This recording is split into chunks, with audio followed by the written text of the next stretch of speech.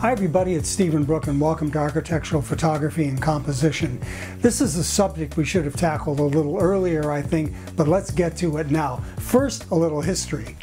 Let's take a look at some of the advances in architectural photography, and let's start with dry emulsion glass plate negatives, which were a huge advantage to photographers working in the field because they could make their plates, take them out.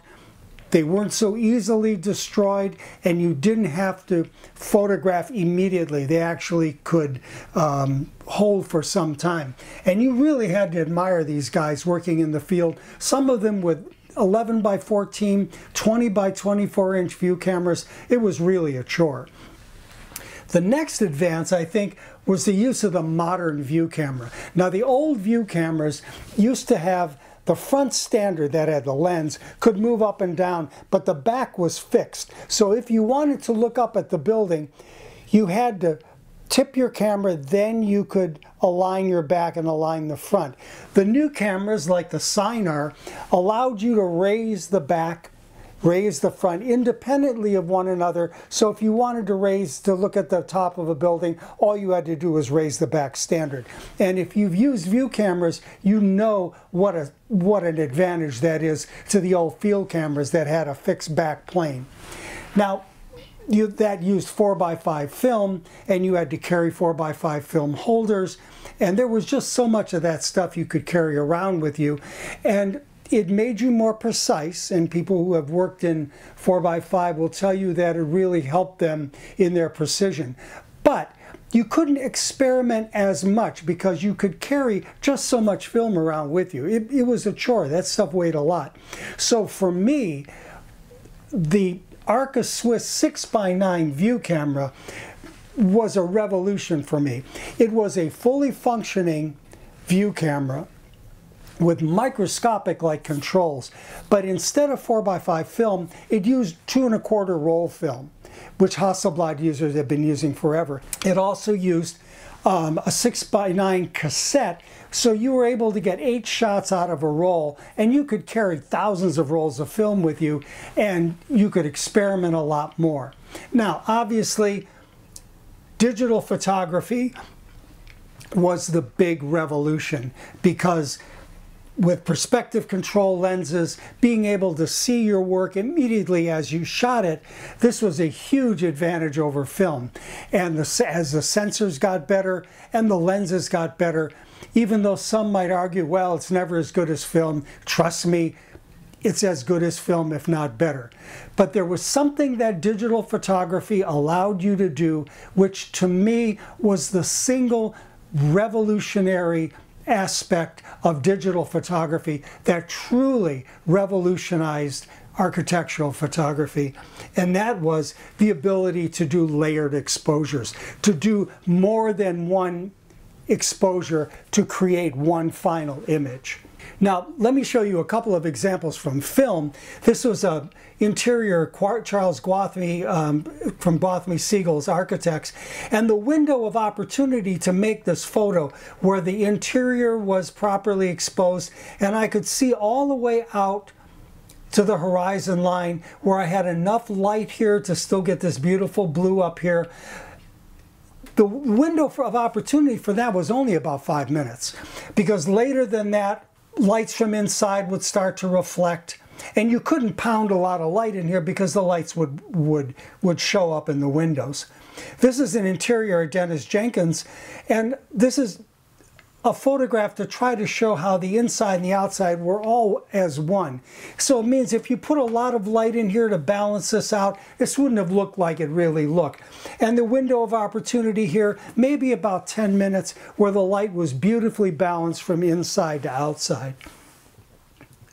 And here at Mark Hampton, a residence that he did, the window of opportunity to be able to see through the kitchen lit by incandescent light out to this pavilion, to see light inside here and still have a little bit of light in the sky, maybe about 3 minutes. So in short, the amount of time that you had to photograph an interior and to be able to see through to the outside was really limited. You could shoot at dawn, if they would let you in that early. You could shoot at twilight, but to shoot an interior and see outside during the day, that was much more difficult because of the extreme contrast range that you had to deal with. Dynamic range is the ability of any medium, whether it's film or a sensor, to be able to record detail in the highlights and detail in the shadows. Film had a notoriously narrow acceptance range from dark shadows to highlights, maybe about 4 to 5 stops. Now, digital sensors have approximately 10 to 13 stops depending on your camera, and that's usually enough, but very often it isn't. You have a situation like this. This is an unedited image.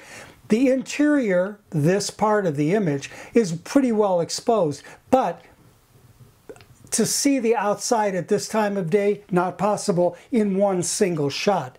Not to be able to do this. And the idea is to be in this living room and to be able to see out, to see the landscape, to see that there's water here, to see that you would see beautiful clouds and all that. In this situation, one single shot isn't going to get it. Same thing here. The interior's fine, more or less. This is unedited. But to be able to see out here, to see the sky, to see some detail, even though the light is pounding in here, not possible with one image. This is more what you want to have, to be able to get a nice sky, to be able to see more of the detail out here, particularly to see the architecture. And here's an unedited image at Julio Larraza's house outside. Very heavy overcast, heavily shadowed area here. Really bright sun coming in, banging this white fence. One single shot isn't going to do it. But in layered exposures, you get to see everything. So with layered exposures, the way we do this is to make a wide bracket. If your meter says, say f11 at a 30th of a second, you go all the way down to 2 full stops underneath and shoot up to that midpoint in thirds and go all the way over 2 more stops in thirds. Why such a huge bracket? Because in that span of 13 shots, if you know you're going to layer, one of those photographs is going to be correct except for some area that's blown out. One of the other shots, probably the underexposed shot, isn't going to be very good except for, let's say, views out of the window. That's why you make as wide a bracket as you can. And through experience, when you know you've got a situation like that, you can start to pre-visualize. No, okay, I'm going to need this exposure, about this much intensity to get the room. I'm going to have to way underexpose to get a view out of the window. And of course, you can look at your viewfinder and see that you're getting exactly what you want. So in short, this is how you do it. Now, let me say that, and I'm sure experienced Photoshop users will tell you this, that there are all kinds of ways to do this. I want to present what I think is the simplest, cleanest way to do this. Number one, you're going to need one exposure that's properly exposed, except for, in this case, blown out windows. The second shot is going to be really underexposed, except for the windows, which are going to be fine. Now, to do this right, you need 2 things. One, a really stable tripod. And in general, a rickety tripod will make you crazy. You will lose your mind because nothing is stable. You need a very stable tripod. And the other thing that I recommend is a cable release. And I use a tethered cable release because if it were untethered, I guarantee you in the heat of battle, I'm going to misplace it somewhere. If it's hanging on my camera, I'm never going to lose it. But what the cable release allows you to do, especially in some slower exposures, is to make the exposure without you having to actually physically touch the camera. And I don't care how careful you are, touching the camera can cause some camera shake. Especially if you had a couple of cups of coffee, that's not going to work. Now, when you review your exposures in Bridge, you're going to select the exposures knowing that you're going to layer. So here I have down here in the bottom of Bridge, here's my good exposure except for the windows. Here's the other exposure that I have That's good only for the windows. And I'm going to take both of these files together into Camera Raw. Now, I'm going to do one thing to both of them together, and that is, if I'm going to correct the chromatic aberration, especially if you have a wide angle lens and you get that cyan and magenta irregularity, that chromatic aberration, especially at the sides, you need to make that correction to both of your frames at the exact same time. You can't do one and then the other, because what you want to make sure is that everything stays perfectly in register.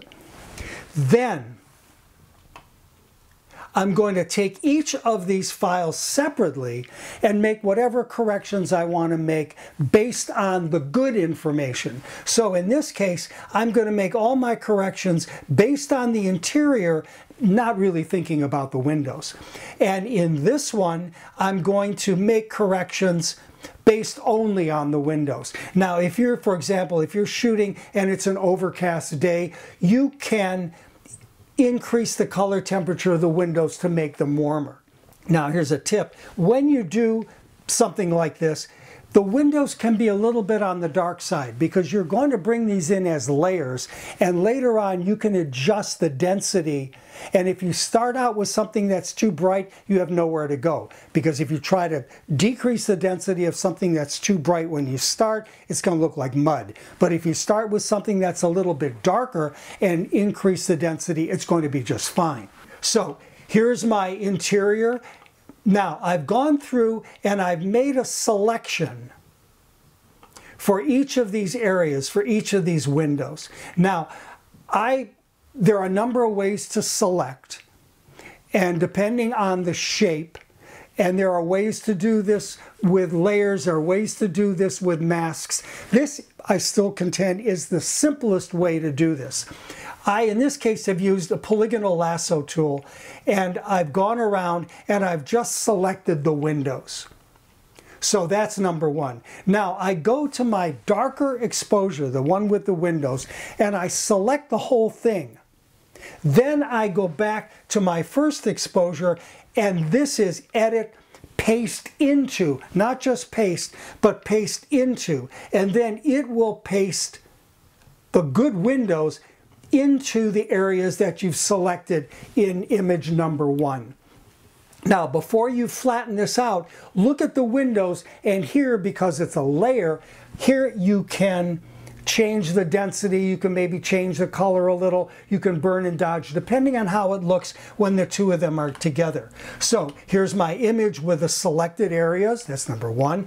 Number two, select all, this is the one with the windows, and then paste into, and now I have an interior with a view out of the windows late in the day that really looks wonderful, that would have been impossible to do with one single shot, and really would have been hard to do with film. And it allows you to do images like this, where you have the light pouring into your room. Normally you couldn't shoot this because this would just blow out down here. This would be just completely floor without any detail. But if you have a shot for the room and a shot just for these highlights, you can paste them together and make one image that really works and give a sense of this interior and how it relates to the outside, how the architect has designed the windows to allow the light to really pour in. This is not just an intellectual exercise, this is something you can use to show architectural design intent. Same thing here. This is a nightmare to try to do this in one single shot. I've got a view out of these windows. I've got light pouring into this room, but this is a sunroom. This is when you're meant to be out here with the light pouring in here like this. This is the nature of this room. And so you want to make a photograph that conveys the purpose of the room, how this room has been sited on the property. And I do this all the time with museum installations. If I have a dark room and the museum is showing videos, you cannot make that shot in one single hit. First of all, the videos are just going to overexpose. Or if you way underexpose them, then you have no environment. You just have these videos and you can't see where the room is. So you have one photograph that you make for the room, and then you have individual shots way underexposed, so there's no motion in the video, and then you can arrange them, paste into, and here you have this. And again, to try to do this on film would have been a nightmare, and to do this as a single shot, even in digital, it just can't be done. Another technique for using layering that's not paste into is if you have a really high contrast situation in shooting outside. So here, this is a view, I've got the light hitting really hard on the pavement here. This is a good exposure for the highlights, but I have nothing in the shadows here. This is another exposure, more exposure. This is all burned out, but here I have detail in my shadows. So, and first of all, you cannot dodge these shadows because it's just going to have digital noise in there. And in this case, you can't burn these highlights because there's nothing to burn, and you just make mud. It'll just turn gray. So what you do is you take the dark image. Why? Because that's the image that has the properly exposed highlights. You take that image and you paste it on top of this lighter image, and then you're going to go through with an eraser tool at 10%, and you're going to go and erase this area slowly to be able to bring out the shadows. Here the highlights are fine, here the shadows are fine. We're going to put these two together, and we're going to erase carefully the shadowed areas. And make sure when you do this, when you erase the shadowed areas, you try to keep that in balance with the rest of the image. You don't want to take the shadows all the way to the tonality of the door, because that's just not real. It is still in shadow, but it's not this. It's not this dark shadow here. It's an acceptable shadow. And then flatten the image. Now, it's very important, if you have images that are out of alignment, you do all of the layering before you do any alignment of verticals or warp or whatever, because you can't do that exactly the same for both images. So even if your images are off, you still do paste into, or you do dark onto light. You do that first. Save the image, then you have one image with proper exposures, highlights, and shadows. Then you can go through and do everything that we've discussed in previous videos to get your verticals aligned, to get the horizontals aligned, and then you can do whatever other manipulations you need to do. Again, this is really important. You do all of these, paste all of these layerings before you do any other changes to the images. Now, you can do this layering for a variety of situations. In this case, the interior is of a pediatric oncology lab. The problem was, out here, they still hadn't done the landscaping. This was still a construction zone. So I used layering in this case to put in a garden back here, pretty close to what they were going to put in. Doesn't matter. The architects were happy because I didn't have a construction zone out here. I've shown this before, but you can add artwork, take a piece of artwork, copy it, and paste it into your interior. Same thing here on televisions. In general, when I photograph a room that has a TV, I turn the television off, because if it's on, it's just going to overexpose. And even if it doesn't, it's going to be blurry, especially if I'm, anywhere above a 30th of a second, 15th, it's going to be blurry. It's not going to look good. So what I do is I turn it off. I find some image. I paste it onto the TV screen and adjust the brightness, and I adjust the contrast. I've shown how to do this in another video on your digital art gallery. And same thing here, adding artwork. You do this all with layering. So, points to remember. When you're shooting, pre-visualize the situation, and knowing that you're going to probably have to layer your images, Keep in mind while you're looking at your ground glass, while you're making your shots, make your exposures accordingly. Number 2, stable tripod and use a cable release. Process the files together in Camera Raw. Fix chromatic aberration with the 2 files together, and then process each individual file for whatever information is there. Do all the layering in Photoshop before you do any other corrections like vertical alignment. And remember, the command to insert into a selected area is paste into. And finally, for window views, correct the color, correct the density before you flatten the image. So, if you like this video, please give it a thumbs up. If you're new to the channel, please hit the subscribe button to see lots more videos like this one. And be sure to check out StephenBrookePhotography.com for my 360-page ebook on architectural photography and composition. I guarantee you every page in there will help your work in some way. Thanks for visiting, and I look forward to seeing you again soon.